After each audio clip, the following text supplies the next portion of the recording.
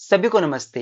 मैं आप सभी का आपके अपने YouTube चैनल लो बिटवीन्स में स्वागत करता हूं और मुकेश मुनीश लो क्लासेस के चैनल जो कि हमारा नया चैनल है, आज से विनम्र प्रार्थना करता हूं उस चैनल को भी लाइक कीजिए, सब्सक्राइब जरूर कीजिए। वो चैनल नया है जिसमें हम लोग जो भी जुडिशरी के एग्जाम होंगे, एपीओ के एग्जाम होंगे, एपीपी के एग्जाम्स होंगे और जो इंपॉर्टेंट एग्जाम्स हैं उनकी वीडियोस, इनफैक्ट एलएलबी, बीएलएलबी की भी वो वीडियोस वहां पे डालेंगे। तो जैसे आपने लो बिटवीन्स को इतना प्यार दिया है वैसे ही मुकेश मुनीश लो क्लासेस के चैनल को भी अपना प्यार जरूर दीजिएगा। तो आज की इस वीडियो में हम भारतीय साक्ष्य अधिनियम के लेक्चर सीरीज के लेक्चर नंबर 5 को करेंगे और आज के इस लेक्चर में हमने सर्कमस्टेंशियल एविडेंसेस को अच्छे से पढ़ना है, अच्छे से इसको समझना है। मैं आपको बता दूं ये टॉपिक बहुत ही महत्वपूर्ण है, चाहे आपका एलएलबी का एग्जाम हो, बीएलएलबी का एग्जाम हो, जुडिशरी का एग्जाम हो, एपीयू का एग्जाम हो या एआईबीई का एग्जाम हो, यहाँ से क्वेश्चन बनता ही बनता है। अभी दूर क्यों जाना, अभी जस्ट जो 2026 में ऑल इंडिया बार एग्जामिनेशन 21 हुआ, उस ऑल इंडिया बार एग्जामिनेशन 21 में ऑल इंडिया बार एग्जामिनेशन 21 में भी क्वेश्चन पूछा गया था लैंडमार्क केस के ऊपर सर्कमस्टेंशियल एविडेंसेस के गोल्डन प्रिंसिपल्स को लेकर। बहुत ही महत्वपूर्ण केस लो है, वो भी डिस्कस करेंगे। तो आइए आज की वीडियो स्टार्ट करते हैं। तो स्टूडेंट सबसे पहले सर्कमस्टेंशियल एविडेंसेस का टॉपिक में स्टार्ट करूंगा इंट्रोडक्शन के साथ। तो अगर मैं बात करूं भारतीय साक्ष्य अधिनियम की, तो सेक्शन 2 सब सेक्शन 1 का जो क्लोज ई है वो एविडेंस को डिफाइन करता है। ये बताता है हमें कि एविडेंस क्या होता है। लेकिन ये जो एविडेंस को डिफाइन करता है, यहाँ पे एविडेंस की परिभाषा बताई गई है कि evidence include statements and documents. तो इसमें बेसिकली या तो ओरल एविडेंस की बात की गई है या डॉक्यूमेंट्री एविडेंस की बात करी गई है। हमारे भारतीय साक्ष्य अधिनियम की एविडेंस की डेफिनेशन में कहीं भी सर्कमस्टेंशियल एविडेंसेस की बात ही नहीं करी गई है। बट बट जो सर्कमस्टेंशियल एविडेंसेस होते हैं, ये एविडेंसेस बहुत महत्वपूर्ण है। बहुत बार हमें डायरेक्ट एविडेंसेस नहीं मिलते, तो हमें सर्कमस्टेंशियल एविडेंसेस के आधार पर केस को डिसाइड करना पड़ता है। पर हम ऐसे ही केस को डिसाइड नहीं कर देते, ऐसे ही किसी के फेवर में और किसी के अगेंस्ट केस को डिसाइड नहीं कर दिया जाता। कुछ रूल्स हैं, कुछ गोल्डन प्रिंसिपल्स हैं जो ध्यान में रखते हुए ही कोर्ट सर्कमस्टेंशियल एविडेंसेस को महत्व देता है। ये सारी बातें आप इंट्रोडक्शन में लिख सकते हो। आगे अगर बात की जाए सर्कमस्टेंशियल एविडेंसेस क्या होते हैं, तो basically it these the term is not defined under भारतीय साक्ष्य अधिनियम या फिर ओल्ड एविडेंस एक्ट में भी डिफाइन नहीं थी। तो ये टर्म बेसिकली डिफाइन तो कहीं भी नहीं है। सर्कमस्टेंशियल एविडेंसेस क्या होते हैं, it is not defined anywhere. However term evidence is defined under section 2(1)(e) और एविडेंस में कौन से एविडेंस इंक्लूड्स होते हैं, एक ओरल और दूसरे डॉक्यूमेंट्री। ऐसी बात यहाँ पे बोली गई है 2(1)(e) में। अगर मैं सर्कमस्टेंशियल एविडेंसेस की बात करूं, circumstantial evidences are those evidences which are not the direct evidences. जो डायरेक्ट एविडेंसेस नहीं होते हैं वो सर्कमस्टेंशियल एविडेंसेस बोले जाते हैं। Circumstantial evidences are those evidences which are based on circumstances. ऐसे सबूत जो सर्कमस्टेंसेस पे बेस करते हैं उनको सर्कमस्टेंशियल एविडेंसेस बोला जाता है। एग्जाम्पल देते हैं फिर आपको समझ आएगा। एग्जाम्पल के तौर पे देखिए, 2-3 एग्जाम्पल के हम 1000 एग्जाम्पल ले सकते हैं। मान लो ए के ऊपर केस चला हुआ है, ए इज एक्यूज्ड। ए के ऊपर केस चला है कि ए ने बी का मर्डर किया है। अब एक व्यक्ति है सी, वो क्या करता है, वो बोलता है कि सर मुझे नहीं पता ए ने बी का मर्डर किया है या नहीं किया है, लेकिन ए को मैंने बी के घर से निकलते हुए हाथ में चाकू लिए देखा था।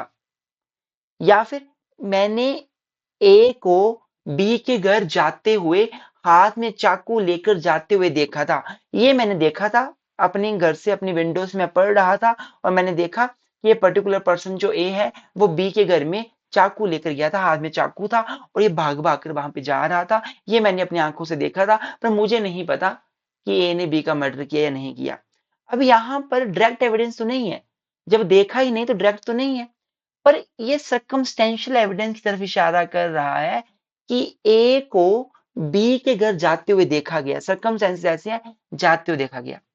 अब मान लो कोई व्यक्ति ई आता है, वो आके गवाही देता है कि सर 4 दिन पहले बी और ए की चौराहे में बहस हुई थी। जो हमारा एक पर्टिकुलर बस स्टैंड है, वहां पे बहस हुई दोनों की और दोनों में हाथापाई भी हुई थी। एक इसने सर्कमस्टेंस बता दिया कि ऐसा हुआ था।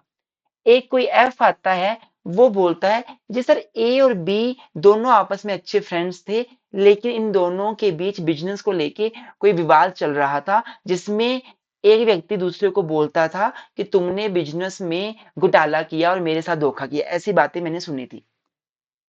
ये सारी बातें जो मैं आपको बता रहा हूं, these all the facts are not direct evidences. These are circumstances and this is known as the circumstantial evidences. Circumstantial evidences are those evidences which are not direct, which are just based on some circumstances. When evidences are not perceived by the senses of someone directly, but the evidences are based on some circumstances of the case. These are known as the circumstantial evidences.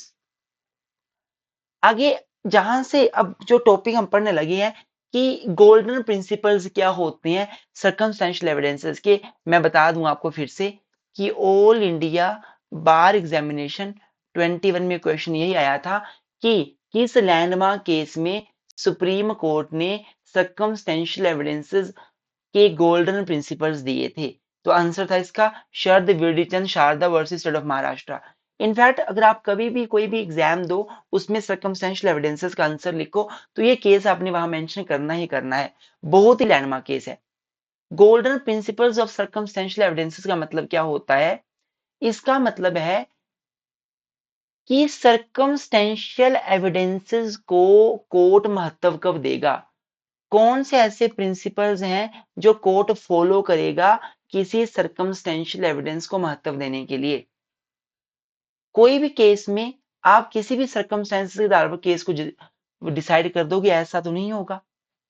आपको circumstantial evidences देने पड़ेंगे और circumstantial evidences भी court देखेगा कि वो सही है या नहीं है। मतलब बेसिकली इन शॉर्ट सेंस में ये बोलना चाहता हूं कि इस केस में 5 गोल्डन प्रिंसिपल्स दिए थे।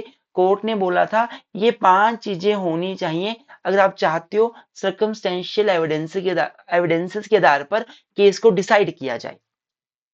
नाउ ये 5 प्रिंसिपल्स ऐसा नहीं है कि शरद विडिचंद शारदा वाले केस में ही आए।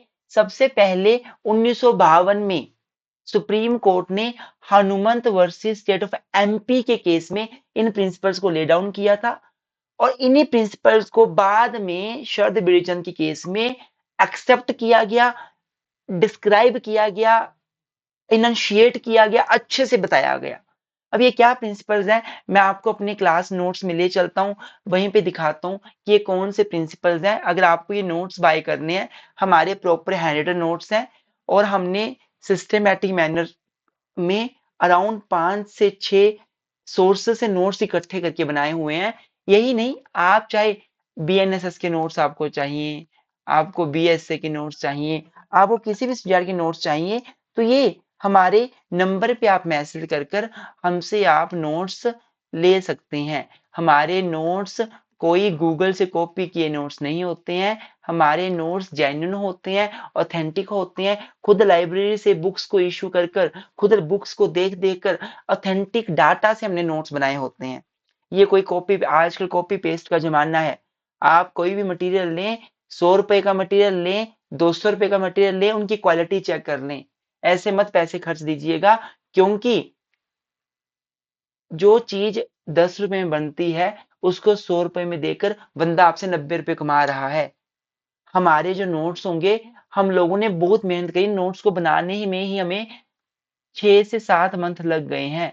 तभी ये आके ये नोट्स तैयार हुए, ऐसे नहीं हुए कि 2 दिन में तैयार कर दिए। तो आप हमसे किसी भी सब्जेक्ट के, एडमिनिस्ट्रेटिव लॉ के, मुस्लिम लॉ के, हिंदू लॉ के, आपने जुडिशरी की तैयारी कर रहे हो, ऑल इंडिया बार एग्जामिनेशन की तैयारी कर रहे हो, एलएलएम की तैयारी कर रहे हो, एलएलएम के एंट्रेंस की तैयारी कर रहे हो, यूजीसी नेट की तैयारी कर रहे हो, आप हमसे मटेरियल ले सकते हो। वो मटेरियल बहुत ऑथेंटिक होगा, लेक्चर्स ले सकते हो, नोट्स ले सकते हो, रिवीजन कोर्स ले सकते हो, डिटेल्ड कोर्स ले सकते हो। ये सारा हम आपको प्रोवाइड करते हैं। हमारे व्हाट्सएप नंबर 9816634276 एंड 9164922276 पे कॉल भी कर सकते हैं, व्हाट्सएप भी कर सकते हैं इन्फॉर्मेशन लेने के लिए, नोट्स के रिगार्डिंग या लेक्चर्स के रिगार्डिंग। अब जो मैं आपको पढ़ा रहा हूँ भारतीय साक्षरता नियम, ये हमने अपने रेगुलर क्लासेस में खत्म कर दिया है। हमने 18 लेक्चर्स लिए हैं, अराउंड 21 आवर्स का, 21 या 22 आवर्स का हमारा टोटल पूरा भारतीय साक्षरता नियम कंप्लीट बना है। तो आप हमसे वो भी रिकॉर्डेड सेशन ले सकते हैं। रिकॉर्डेड सेशन लेंगे, आपको बहुत हेल्प होगी। यहाँ तो यूट्यूब में डेली क्लास आ ही रही हैं, लेकिन यहाँ पे टाइम लगेगा। वहां पे सब्जेक्ट खत्म हो गया है, तो वो आप ले सकते हैं। तो क्या हुआ था, Sharad Birdhichand Sarda versus state of Maharashtra case में 1984 को सुप्रीम कोर्ट ने बोला कि 5 गोल्डन प्रिंसिपल्स हैं जो ध्यान में रखने हैं आपने, अगर आपने किसी भी व्यक्ति को सर्कमस्टेंशियल एविडेंसेस के आधार पर सजा देनी है। सबसे पहला प्रिंसिपल क्या है, the circumstances from which conclusion of guilt is to be drawn should be fully established। इसका मतलब ये हुआ कि circumstantial evidences आपके कंप्लीट होने चाहिए।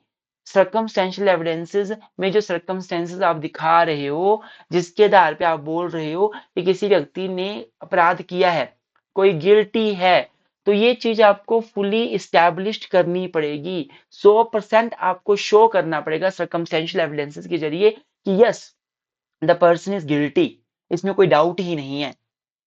सबसे पहला प्रिंसिपल ये है कि अगर आपने किसी को भी सर्कमस्टेंशियल एविडेंसेस के आधार पे गिल्टी ठहराना है, तो जो सर्कमस्टेंसेस है ना, वो 100% यही बात बताएं कि बंदा गिल्टी है, उसका गिल्ट फुली एस्टैब्लिश्ड होना चाहिए। सेकंड है, the fact so established should be consistent only with the hypothesis of the guilt of accused. जो भी फैक्ट्स एस्टैब्लिश्ड हुए हैं, जो भी सर्कमस्टेंशियल एविडेंसेस कोर्ट में दिए जा रहे हैं, उससे कुछ चीजें एस्टैब्लिश्ड की जा रही हैं, तो उससे एक ही बात निकल के सामने आए, एक ही परिकल्पना, एक ही हाइपोथेसिस, एक ही अनुमान निकल के सामने आए कि accused is guilty. Circumstantial evidences केवल और केवल एक ही बात की तरफ इशारा करें कि एक्यूज्ड इज गिल्टी। 1% भी कुछ और ना पता चले, उन सर्कमस्टेंशियल एविडेंसेस को देखकर केवल एक ही बात निकल के सामने आ रही है कि एक्यूज्ड इज गिल्टी। तीसरा, the circumstances should be conclusive in nature and tendency. Circumstantial evidence आपके कंक्लूसिव होने चाहिए, कंप्लीट होने चाहिए, बीच में कोई गैप नहीं होना चाहिए, बीच में कोई इफ देन की सिचुएशन नहीं होनी चाहिए। circumstances should be conclusive in nature. They should exclude all possible hypotheses except one which is to be proved। अर्थात जो circumstantial evidences हैं, जिनके आधार पे आपने किसी को गिल्टी ठहराना है, तो वो circumstantial evidences should exclude all possible hypotheses except one which is proved. जो आपने प्रूव करनी है, बस वही बात निकल के सामने आए, बाकी कोई चीजें सर्कमस्टेंसेस से नजर ही नहीं आए। सर्कमस्टेंशियल एविडेंस आप दे रहे हो, तो एक ही बात निकल के सामने आ रही हो जो आपने प्रूव करनी है। अगर आपने प्रूव करना है कि कोई व्यक्ति गिल्टी है, तो वही बात उससे पता चल रही है। बाकी जितनी भी हाइपोथेसिस हैं, वो सारी एक्सक्लूड होनी चाहिए। मतलब बोलने का कि सर्कमस्टेंशियल एविडेंसेस को आप तभी महत्व दोगे जब सर्कमस्टेंशियल एविडेंसेस से केवल एक बात नजर आ रही है, वो ये है कि व्यक्ति ने अपराध किया है, जो आप प्रूव करना चाहते हो। इसके अलावा कोई बात हमें वहां पे नजर नहीं आ रही। There must be chain of evidences. Circumstance evidence में चेन बनती है। व्यक्ति ने, दोनों व्यक्तियों का आपस में पहले बिजनेस थे, बिजनेस पर्सन थे, दोनों आपस में बिजनेस में दोनों आपस में नोन थे, फिर लड़ाई हो गई, फिर हाथापाई हुई, फिर एक बंदा बोल रहा है मैंने देखा कि एक दूसरे के घर से चाकू लेकर बाहर आया, फिर मान लो वो चाकू उसके घर में पाया गया, मान लो चाकू के ऊपर उसके निशान भी थे, जो खून है उसके ब्लड सैंपल मैच हो गया, जो खून उसके निशान भी थे, फिर मान लो वो चाकू उसके घर में पाया गया, मान लो चाकू के ऊपर उसके निशान भी थे, जो खून उसके ब्लड सैंपल मैच हो गया, जो खून व्यक्ति का था, मृत व्यक्ति का, उसका ही खून चाकू पे पाया गया फोरेंसिक जांच में, तो सर्कमस्टेंसेस से चेन पूरी होनी चाहिए। अगर बीच में एक भी गैप आ गया, डाउट पैदा हो गया, तो भाई फिर तो सर्कमस्टेंशियल एविडेंसेस को महत्व नहीं दिया जाएगा। इसके आधार पर कोई व्यक्ति गिल्टी हो ही नहीं सकता, किसी को दोषी नहीं ठहरा सकते। There must be chain of evidences so complete as not to leave any reasonable ground for the conclusion consistent with the innocence। मतलब हमें चेन ऐसी होनी चाहिए कि हमें लगे ही ना कि व्यक्ति इनोसेंट है। पूरी चेन से एक ही बात निकल के सामने आ रही है कि व्यक्ति एक्यूज्ड है, उसने अपराध किया ही किया है। और बाद में एक बात याद रखना, इन्हीं सेम प्रिंसिपल्स को हम लोगों ने 2002 में Jammu Kashmir Bodh Raj versus state of Jammu Kashmir में इन्हीं प्रिंसिपल्स को बाद में फॉलो किया गया था Bodh Raj versus state of Jammu Kashmir 2002 में। आई होप आपको समझ आ रहा होगा। तो ये 5 प्रिंसिपल्स हैं जो बड़े महत्वपूर्ण प्रिंसिपल्स हैं। अगर आपने किसी भी केस को सर्कमस्टेंशियल एविडेंसेस के आधार पे प्रूव करना है, तो ये 5 प्रिंसिपल्स, ये 5 गोल्डन प्रिंसिपल्स कोड ध्यान में रखता है। अब आगे चलते हैं। आगे लिखा हुआ है circumstantial evidences must prove guilt unerringly beyond the reasonable doubt. बड़ी सिंपल सी बात है कि जो भी सर्कमस्टेंशियल एविडेंसेस हैं जिसके आधार पर केस को प्रूव किया जा रहा है, वो इस बात को कि बंदा गिल्टी है वो डायरेक्ट प्रूव कर दे बियॉन्ड द रीजनेबल डाउट। मतलब सर्कमस्टेंसेस से एक ही बात निकल के सामने आ रही है कि पर्सन इज गिल्टी, कोई डाउट इसके अलावा नहीं है।